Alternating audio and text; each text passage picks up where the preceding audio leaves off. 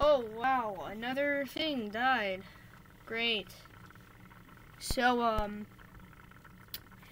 I did a little project with some cobra lily seeds.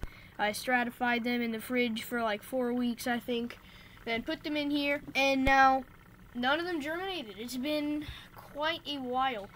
I think I took them out in December. It's been like 2 or 3 months, and they still haven't come up as little baby plants.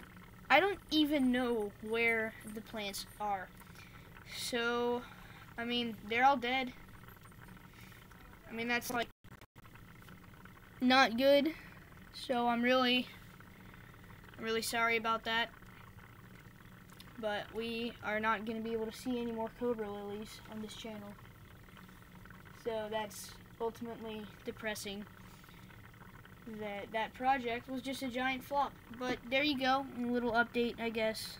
But if you thought that was the only thing that died, you were wrong. Actually, everything died. Over the winter, my Venus flytraps were dormant, directly out in the snow, which is different than I usually do. I usually keep them in my garage with some LED lights. And all of them died. None of them came up. In fact, actually, all of them were green and lush, baby little dormant plants when I took them out.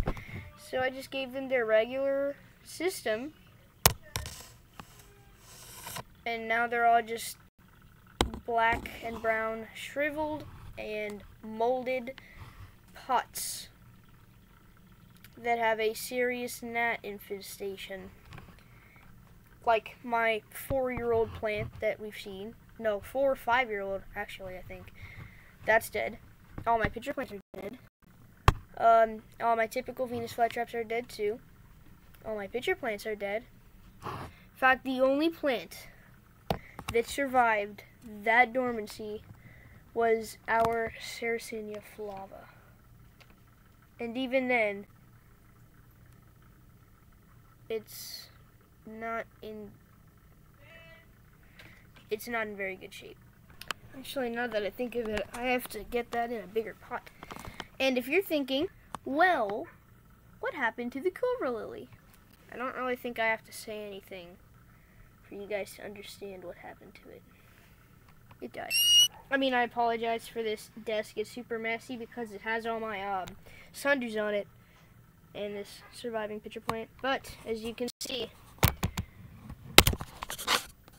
none more than a brown cobra, just completely molded. Which is super sad because this was a huge plant too.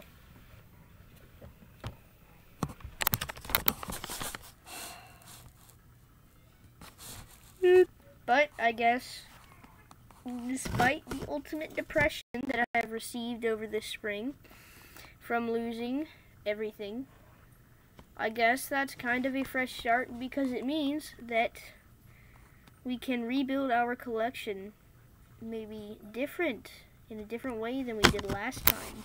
In fact, last time, every time that I got money, every time that I had money and we went to Walmart or Lowe's or anything, I would run to the garden section, of course, and if I saw a Venus flytrap, my money would go down, and the amount of typical Venus flytraps I had would go up. And that was my problem. I was unable to save any money for species plants. Specimen. And the one time that I actually got a lot of money, what did I do with it? Spent it all on typical plants. So last summer I had nothing but typical Venus flytraps. So now I'm going to try and rebuild my collection with more variety. It's just, yeah, it's great. But I mean, a friend of mine had a Venus flytrap that they got, and it was not doing super well. In fact, it was really close to death. So they gave it to me. So I do have one Venus flytrap right now. I actually The sphagnum looks a little dry because I just repotted it, so I'm waiting for that to soak in. But as you can see, it's like it's a baby little plant. And it's super healthy. It's also got some more plants at the base. I don't know how hard it is or easy to see, but I think I'm just going to keep that as my typical Venus flytrap, and from now on, all money that I have is not going towards typical Venus flytraps. So I'm like on the hunt. I'm checking at Lowe's to see if they have any dente or red dragon flytraps, because I've seen them have it before. In fact, the red dragon that I had like 2 years ago was actually from Lowe's. But I mean, that is super sad.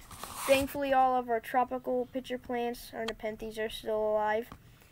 And all the other plants are, like the orchids, the snake plants, all that kind of stuff, that is still doing great. In fact, I need to do an update on the bananas, the pineapples, all that kind of stuff. I have so much to do.